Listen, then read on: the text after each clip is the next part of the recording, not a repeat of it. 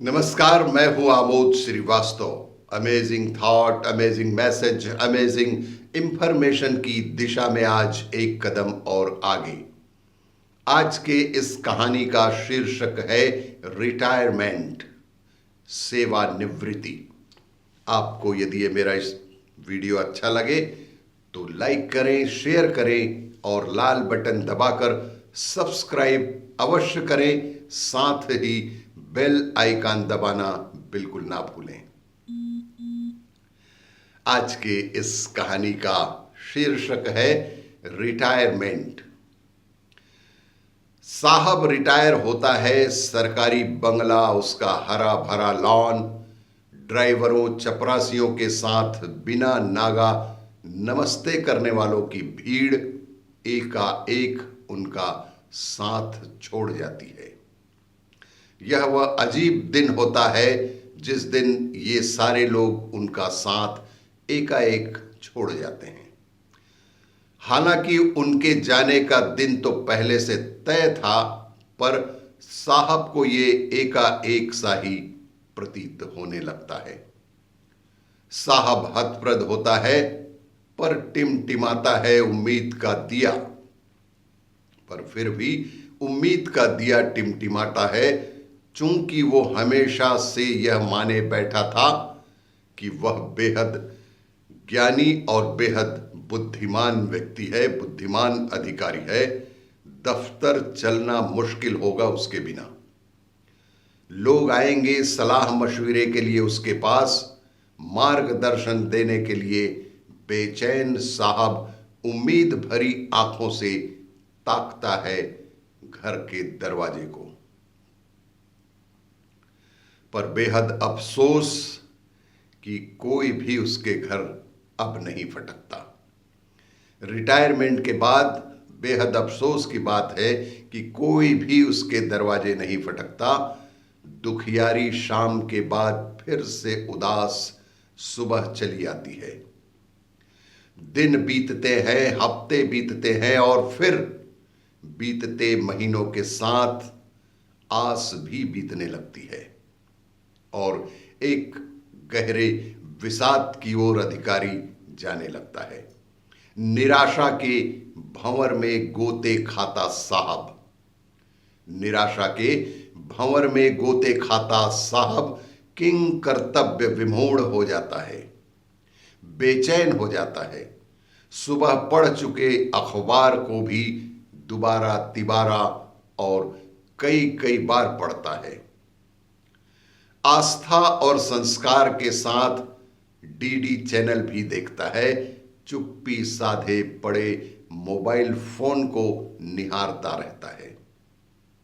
साथ ही साहब की बीवी से फोन खराब होने की शंका भी जाहिर करता है कि आज सुबह से एक भी घंटी नहीं बजी। बहुत बड़ी विडंबना है कि रिटायरमेंट के पश्चात ऐसी भावना मन में आए।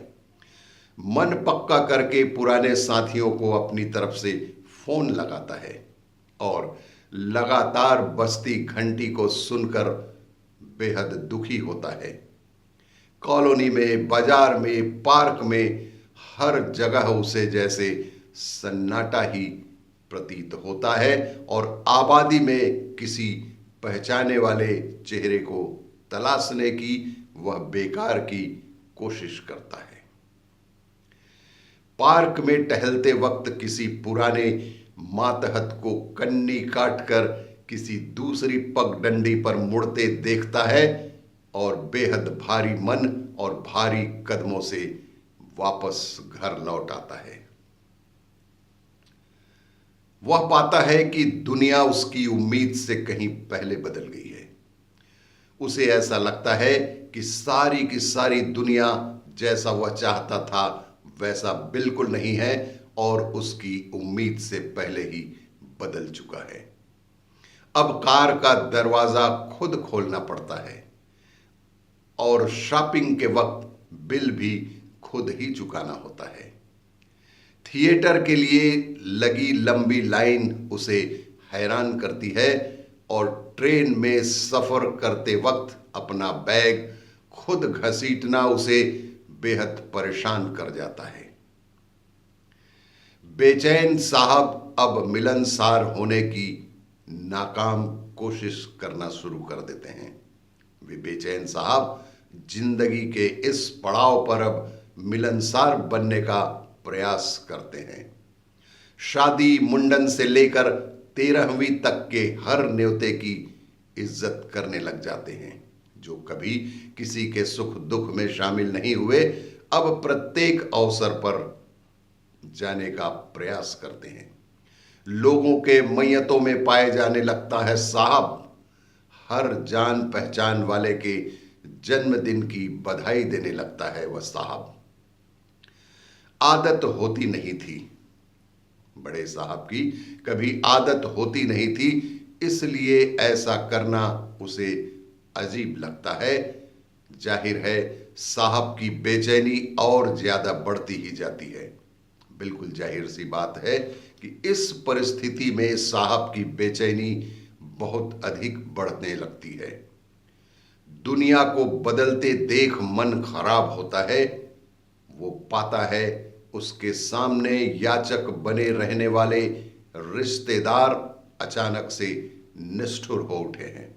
उनके अंडर में काम करने वाले मातहत कर्मचारी अचानक ही निष्ठुर हो चुके हैं। उसका फोन भी नहीं उठाते हैं, उन्हें कोई तवज्जो नहीं देते हैं। उसका दिया सारा उधार भी डूब गया है और अब किराने वाला भी चाहता है कि वो अपना पूरा बिल नगद चुकाएं। कुछ एक साहब ऐसे में आध्यात्म की दुनिया में भी घुसने की कोशिश करते हैं। कुछ एक चतुर साहब ऐसे भी हैं जो इस अवसर पर अध्यात्म की दुनिया में घुसने का प्रयास करते हैं, पर ध्यान में अचानक पुराना ऑफिस मय चपरासियों के घुस आता है। विनम्रता से दोहरे होते ठेकेदार चले आते हैं मन में। धार्मिक होने की नाकाम कोशिश भी करते हैं ऐसे साहब। जल्दी ही इस निष्कर्ष पर जा पहुंचता है कि वह गलत जगह चला आया है। इसी उधेड़-बुन में, इसी सोच में उसे लगता है कि वह फिर से गलत जगह पर चला आया है। हैरान परेशान रिटायर्ड साहब बाल डाई करना भूलने लगते हैं। हैरान और बेहद परेशान रिटायर्ड साहब अब अपना बाल भी डाई करना भूलने लगते हैं। तेजी से बूढ़ा होता जाता है और साहब तेजी से बूढ़ा होने के कारण चिड़चिड़ाहट में परेशान हो जाता है। हताश साहब घर में साहबी करने की नाकाम कोशिश भी करता है और मुंह की खाता है। अनमना बेटा कन्नी काटता है, नाती पोते उनसे दूर भागने लगते हैं। बीवी उसे नाकाबिले बर्दाश्त घोषित कर देती है। बीवी उसे नाकाबिले बर्दाश्त भी घोषित कर देती है और बड़े जतन से पाला पोसा गया कुत्ता तक उसे देख पलंग के नीचे घुस जाता है। ऐसे वो कुड़ता है साहब, ना शुक्री दुनिया को गरियाता है। ऐसे वो कुड़ते रहता है साहब और ना शुक्री दुनिया को गरियाता रहता है, दुखी बना रहता है और आसपास वालों को दुखी करते रहता है।